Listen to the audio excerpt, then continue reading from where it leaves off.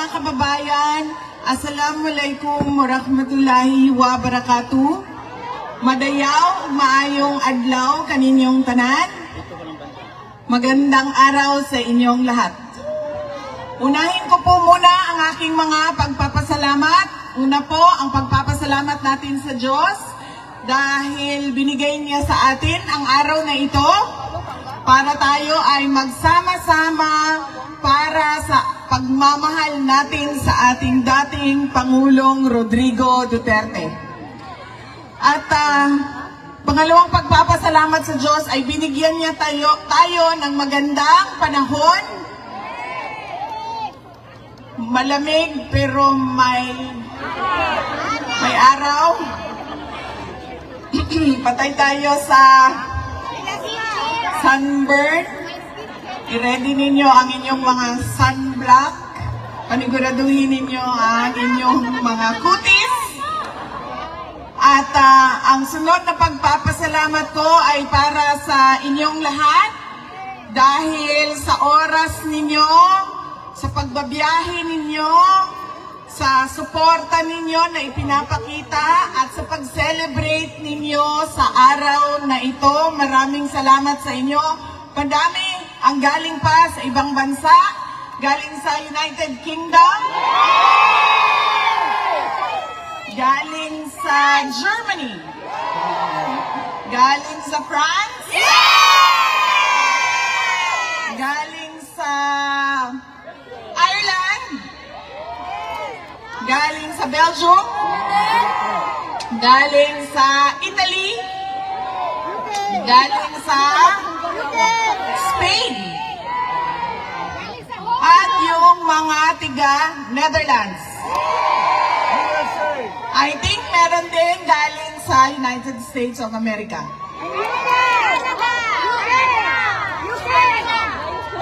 Hong Kong, ma'am, meron? Hong Kong? Oh, wow! Ang layo na biniyahin nyo, ha? Manila, meron pa? Norway daw, Norway. Davao.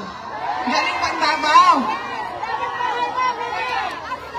Maraming salamat dahil binigay ninyo ang oras ninyo, ang araw na ito para sa ating pagtitipon at binigay ninyo ang pagkakataon na ito para kami ay mapakinggan at para tayo ay magsama-sama ngayong araw na ito. Maraming salamat sa inyo at baka makalimutan ko mamaya dahil sa sobrang excited ng aking mga mensahe sa inyo. Mag-ingat kayong pauwi mamaya o bukas o kailanman na babalik kayo sa inyong mga tahanan. Mag-ingat po kayo. Kailangan nilang ganting picture. Ang sunod na pagpapasalamat ko ay sa lahat po Kailangan ng nilang ating ganting mga picture. guest speakers Basen, no, ngayong araw na ito. Isa-isahin ko po ang mga pangalan. Tulungan niyo po ako kapag meron akong nakalimutan na pangalan. Ang una pong nagsalita ay si Dr. Richard Maca. Ang sunod na nagsalita ay si Maharlika. Signal, Ang sunod ay si Attorney Vic Rodriguez. At nandiyan din po si Senator Robin Padilla. At si Senator Amy Marcos. And si Senator Rodante Marcoleta.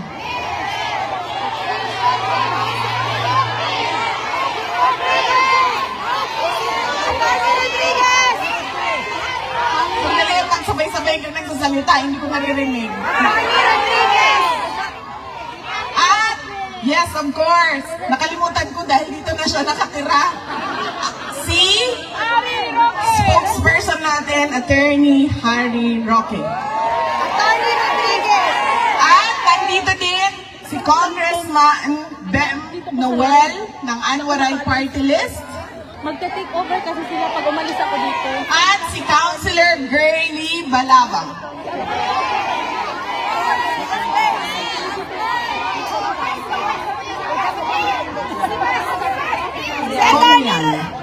Conlan.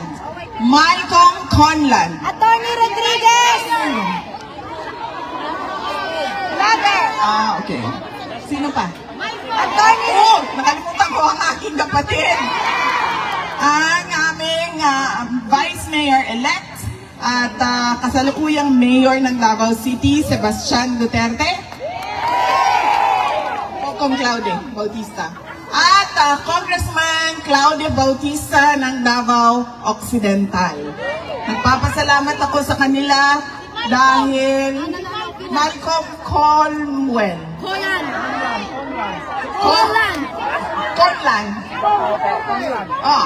yan. At nandito din po ang kapatid ni dating Pangulong Rodrigo Duterte. Uncle ko po, si Benjamin Duterte. Okay. Meron pa nakalimutan? Attorney Rodriguez! Rick Rodriguez, tapos na kanina. Tapos na, Dr. Mata. Asawa po ni Dr. Mata, Wala si pa. Mrs. Erica Mata. Okay. Sigurado kayo, walang nakalimutan sa pagpapasalamat. At ang susunod na pagpapasalamat ay sa lahat po ng volunteers ng ating rally gathering ngayong umaga na ito. Nagpapasalamat po ako sa kanila. Hindi ko po sila maisa-isa dahil napakalami po ng volunteers natin dito sa The Hague at sa Netherlands at iba't ibang mga lugar na nagsama-sama para mabuo yung ating pagtitipon ngayong araw na ito. Maraming salamat po sa ating mga iakyat po ang kamay, mga volunteers. Andyan po sila, mga volunteers natin. Maraming salamat sa inyo. Ang susunod na pagpapasalamat po ay mga kaibigan natin sa media. Dahil nandito sila, naninigurado na marinig ang boses natin sa buong mundo. At ang huling pagpapasalamat ay sa local government ng The Hague, Netherlands, dahil tinulungan nila tayo na mabuo yung ating programa ngayong araw na ito. Meron pa ba akong nakalimutan pasalamatan? Okay. Anong lugar, ma'am? Iakyat niyo yung banner niyo, ma'am, para mabasa. London! United Kingdom, Amsterdam! London. Amsterdam! UK. Ma'am, ayaw niyang sumama sa inyo. London, United Kingdom. Amsterdam! Amsterdam! Switzerland. Okay. Butuan City, Mindanao. France. Ma'am, anong flag yan? Itaas! Germany. Hindi ba ito yung Germany? Ano pa, ma'am? Ma'am, hindi mo alam, dala-dala mo flag mo, sasabihin mo, Germany ka. Ano yan? Belgium! Walay sa Germany. Belgium! Kasi magkakumpa sila ng flag. Belgium.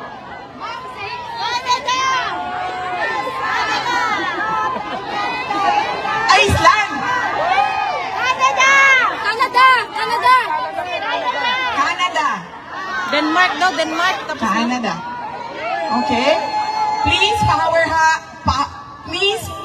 hugs, VP Inday Sara, pabalik na kaming Canada. Yes, ma'am, mamaya, meron po tayong one by one dito, ma'am. Sundin lang po natin yung instructions ng ating mga volunteers para mabilis at ma-accommodate natin lahat. Happy birthday to our future President, VP Inday Sara. We love you and we pray for you, Sara Natix. Maraming salamat. Happy birthday, VP Inday Sara. I love you from Canada, Sara Natix. Ma'am, hindi ko makita. From Sarana Movement. Ay! Magka-birthday tayo! Happy birthday, sir! Amik? UK. Maraming salamat. Ano po ang edad ninyo, sir? 58. Okay. Ako po ay 32. Thank you. Magkalayo po ang edad namin ni sir, pero pareho kami ng birthday. Ayan. 47 na. Ang susunod ko po, anong flag yung dala-dala nila? Ha? Yung flag na blue tapos may yellow. Bangsamoro! Sweden. Bangsamoro! Di bale, sa susunod na balik ko, sana hindi na naman nababalik ako dahil nauwi na natin si Pangulong Rodrigo Duterte. Ay, ma-memorize ko na talaga yung mga flag ninyo. Anong flag ito? Norway. Bangsamoro. Yung red, white, and red, ay blue, white, and red, France. France. France. Ayan. Ang susunod ko po na mensahe ay mensahe po sa ICC na pakawalan nyo na at ipadala nyo na pauwi si dating Pangulong Rodrigo Duterte sa Pilipinas. Dahil gaano man nasabihin nila na wala na kami kung paano siya kinuha, dinukot, kinidnap doon sa Pilipinas, ang importante ay nandito siya sa amin at tutuloy yung paglilitis, ay dapat hindi ganon. Dahil, di ba, sila yung nagsasabi, lahat may human rights. So, dapat ibigay din nila yung human right ni dating Pangulong Rodrigo Duterte na ibalik sa Pilipinas at i-check ng ating mga lokal na korte kung karapat-dapat ba na siya ay ipadala dito sa The Hague. Kaya dapat po hindi natin tigilan ang panawagan natin sa ICC to send him home. At huwag natin tigilan ang panawagan natin doon sa loob ng Pilipinas na lahat sa ating gobyerno ay dapat gawin nila, bring him home. Bring him home! Bring him home! Bring him home! Bring him home! Bring him home! Bring him home! Hindi po dapat ipikit ng korte ang kanilang mga mata na sila ay walang jurisdiction sa kaso. Nagsimula sila sa kanilang investigasyon 2 taon matapos tayo umalis sa pagiging miyembro ng ICC. Hindi po pwede yon na kahit kailan pwede ka mag-imbestiga. Dahil ibig po sabihin nun, kapag sinabi mo, 5 years from now, mag-iimbestiga ako. 6 years from now, mag-iimbestiga ako. 20 years from now, mag-iimbestiga ako. Hindi pwede yun. Dahil ibig sabihin nun, wala nang katapusan. Nakakabuling ka pa ulit-ulit.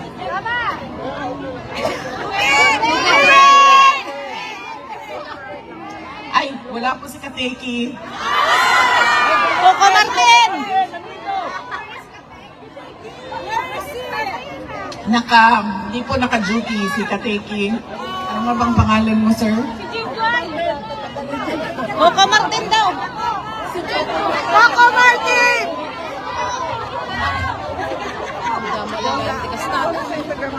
Ano daw, ma'am? Katuko? Katuko? Katuko nandito. Lugi ko naman, ma'am. Kakulay lang ng katuko, mama, pero mas guwapo siya kaysa sa mga tuko. Ano ibig sabihin ng katuko? May kabalo! Samang tuko?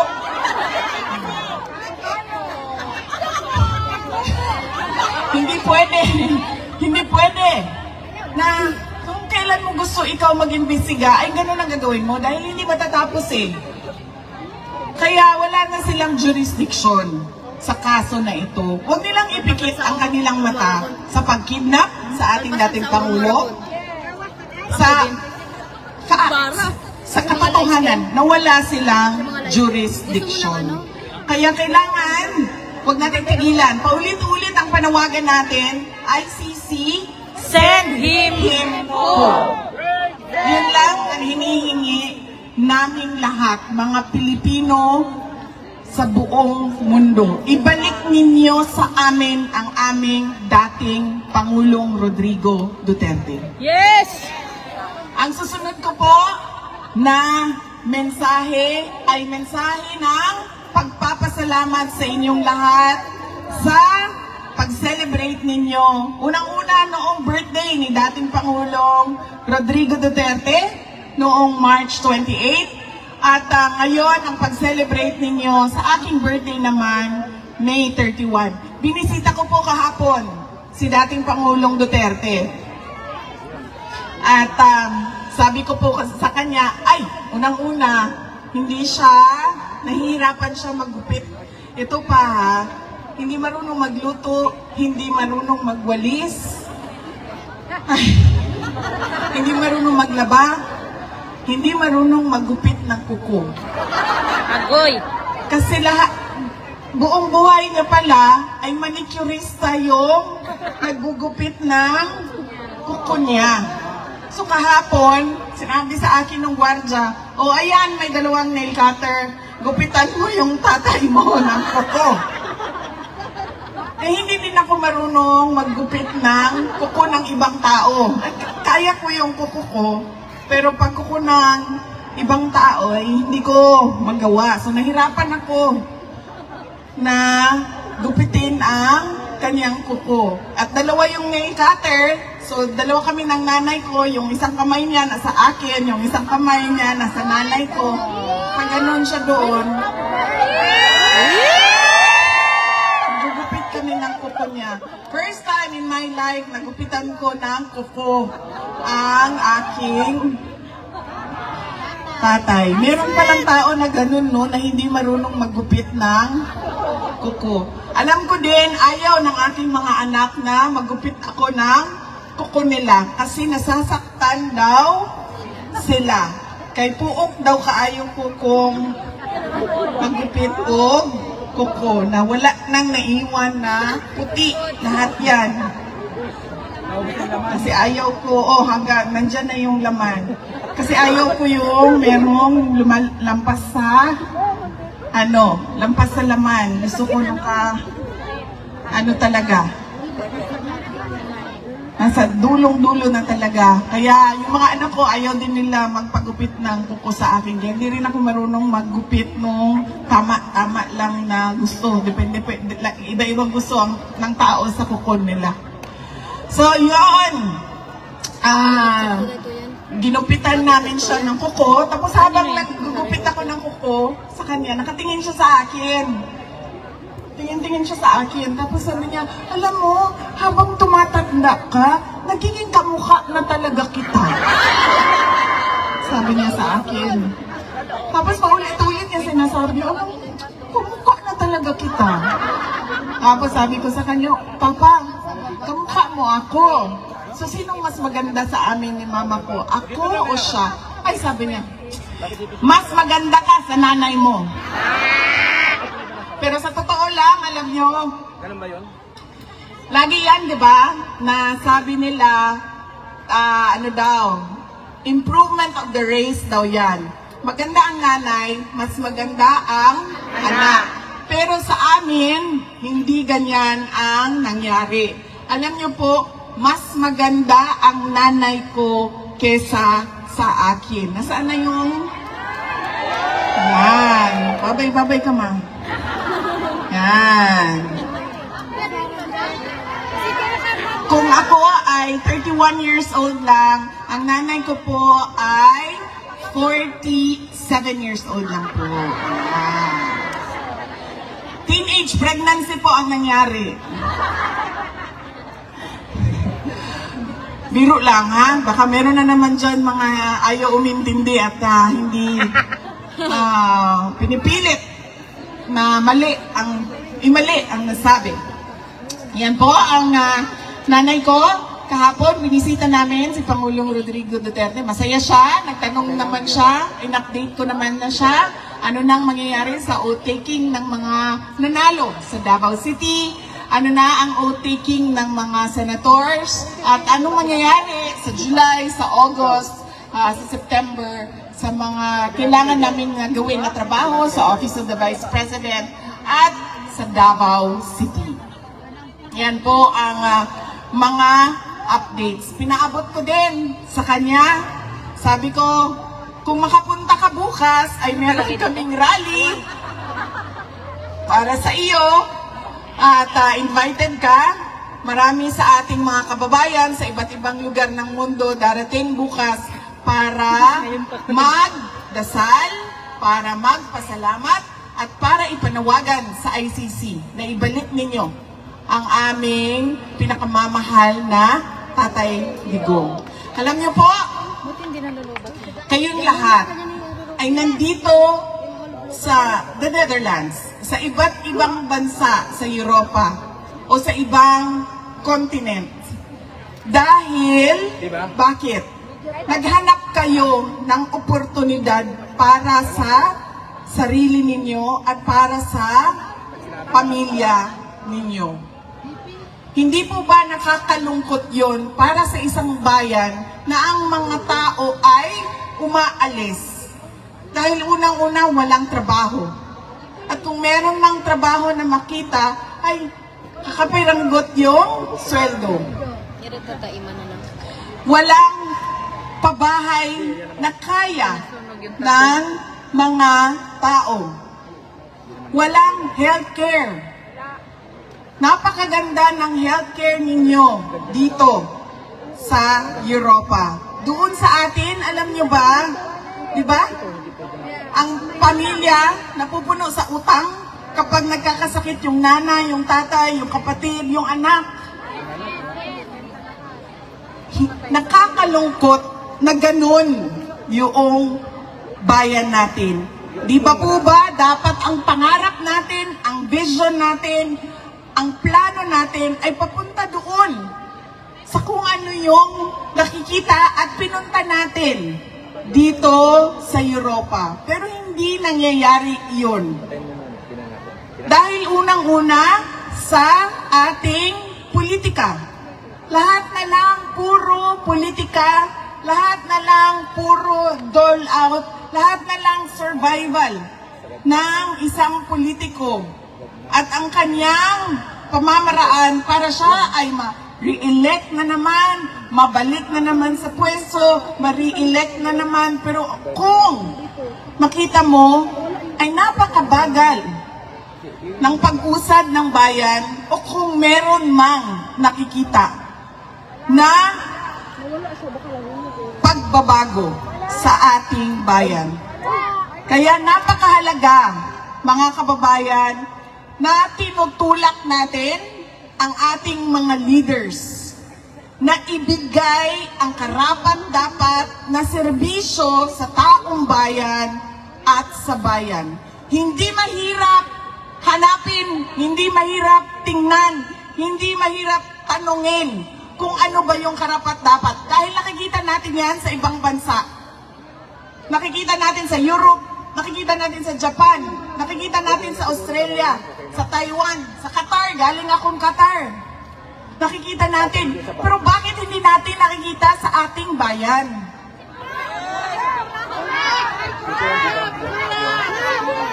Diba? Hindi ko sinasabi na maswerte kayo kasi nandito kayo. Dahil marami sa inyo, hindi nyo naman dala yung pamilya ninyo eh. Yung iba, oo, nadadala nila ang asawa nila, ang anak nila. Pero yung iba, nandoon yung pamilya nila. At sila yung naghahanap buhay dito, naninigurado na makatapos, makapag-aral yung nandoon, may bahay, may kinakain, may nabibili ang gamit at mga pangangailangan. Kaya kailangan talaga itulak natin at hingiin natin sa gobyerno. Ibigay ninyo ang karapat-dapat at ibigay ninyo ang nakikita namin sa ibang bayan dito sa ating pinakamamahal na Pilipinas. Dahil masakit na kailangan umalis ng ating mga kababayan. At masakit din sa mga naiiwan doon, tulad namin, na wala kaming mapupuntahan dahil wala namang kaming bahay sa ibang bayan, sa ibang bansa, sa ibang lugar. Nandun lang kami, nandoon ang aming mga anak at nakikita namin araw-araw. Bakit ganito sa Pilipinas? Bakit doon sa ibang bansa? Dahig. Alam niyo ba? Alam niyo naman kasi nakikita niyo ako. Naglalakad lang ako dito. At kung nagmamadali, nagbabas, nagtatram. Bakit doon sa atin, sa Pilipinas, sasakay ka lang ng bus, bakit parang makikipag-agaw buhay ka? Pag-aagaw buhay ka. Sasakay ka lang ng bus. Diba? Ang daming-daming namamatay sa tricycle, nababangga, nang-hold up. Bakit? Basta lagi. Masakit sa akin. Lalo na nung gagagaling ko lang sa Qatar, ma'am. So doon sa Qatar, meron silang national ID. Sabi nila sa akin, lahat ng pangangailangan nila nandoon sa loob ng national ID nila. Ganito din sa iba't ibang bansa, diba? Nandoon na lahat. Healthcare mo, driver's license mo, utang mo nandoon. Diba? Nakikita yung utang mo. Nakikita doon kung nahuli ka na ba o hindi. Nakikita doon lahat. Nakita. At pupunta ka sa hospital, o ayan ang health card ko, babayaran yan ng gobyerno ang aking pagpapagamot.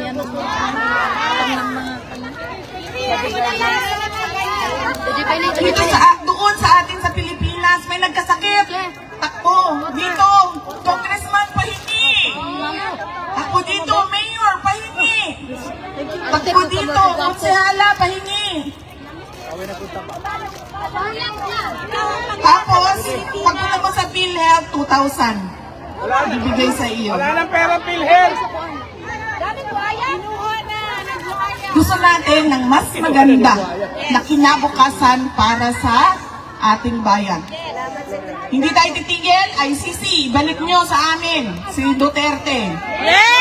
Hindi tayo titigil na paghingi sa ating gobyerno na ibigay ninyo ang karapat-dapat na nakikita namin para sa aming bayan. Dahil nakikita namin sa ibang bayan yon, ibig sabihin, pwedeng mangyari yan. Dahil nakikita namin sa iba.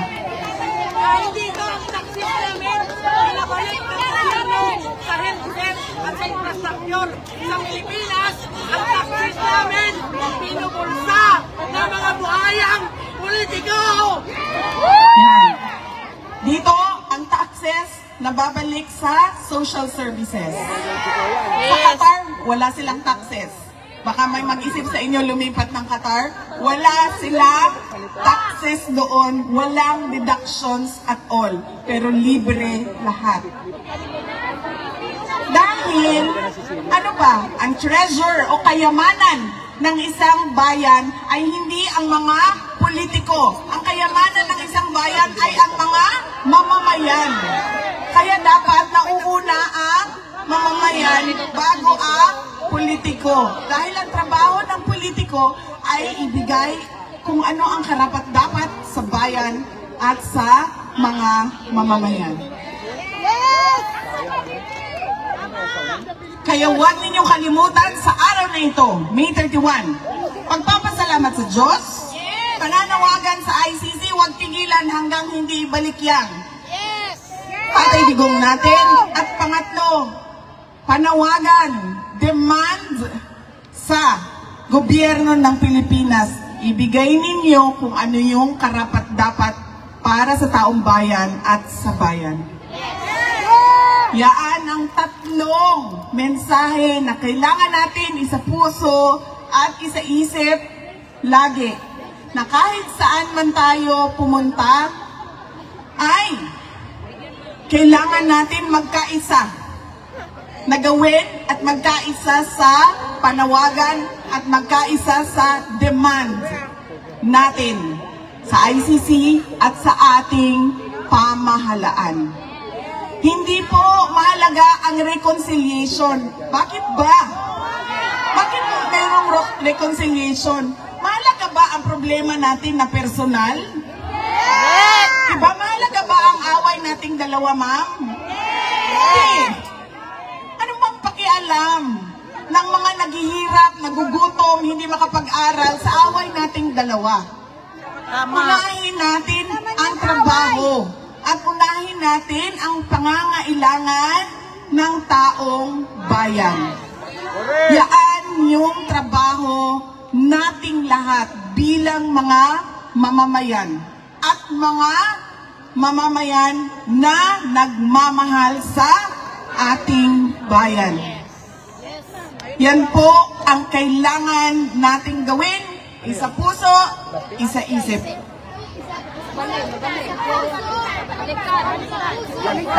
Yes, ma'am. Ilagay natin yan lagi sa isip, ilagay natin yan lagi sa ating, ipasok natin yan sa ating puso. Kaya kahit saan man tayo pumunta, alam natin kung anong sasabihin natin sa lahat ng lahi. Hoy, ICC, unang-una, ibalik nyo yan. Pangalawa, oy, kami pala yun, nasa gobyerno ng Pilipinas. Oy, Inday Sara, magtrabaho. Huwag na yan unahin yung pakikipag-away. Personal na mga problema ng mga politiko. Yan po ang kailangan nating gawin at yan ang ating panawagan. Alam niyo po, madami ang nag-celebrate ng May 31 dahil birthday ni Sir. May go on, Sir? Marami ang naghanda. Nagpapasalamat ako kay Senator Amy dahil merong 3 lechon sa likod para daw sa inyong lahat. At merong 300 na cupcakes galing kay Senator Amy para daw sa inyong lahat. Sa Pilipinas at sa iba't ibang lugar sa mundo, madami ang nagpa-party at nagpa-Thanksgiving. Marami ang nagpa-feeding at nagpakain sa mga gutom. Marami ang namigay at nag-share ng blessings nila sa iba't ibang mga kababayan natin doon sa iba't ibang lugar sa Pilipinas. At marami ang nagbigay ng kanilang mga birthday wish. Alam niyo po, ang wish ko ngayon na birthday ko ay ngayong 28 years old na ako. Ang wish ko. Ano ba sir? Kanina 32, na naging 31. Ngayon naging 28 na. Pagkatapos ko dito, ay 15 na lang talaga yan, sir. 15 years old. Ngayong araw na 28 years old ako, unang-una, sana ay bigyan kayo lahat ng Pilipino sa buong mundo ay bigyan ng Diyos ng magandang kalusugan, good health. At pangalawang birthday wish ko ay sana lahat ng birthday wishes ninyo para sa akin ay ibigay din sa inyo ng Diyos. Amen!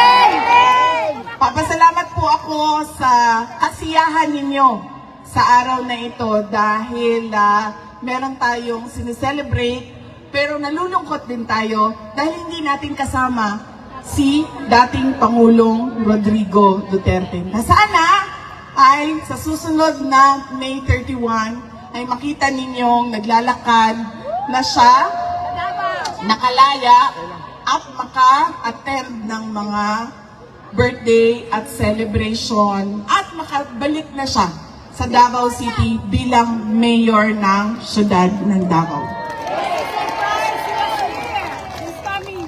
Yes, ma'am. Sabi nga nung mga Qatar, ma'am, sana naman bago pa sa pag-uwi daw ni Pangulong Duterte ay dumaan siya ng Qatar. So sana din na pag siya ay nakalaya ay pwede siyang mag-program muna dito. Sa The Hague bago siya bumiyahe pauwi sa Pilipinas. Mga kababayan, ang lahat ng ginagawa natin ay para sa Diyos, sa bayan, at sa bawat pamilyang Pilipino. Shukran.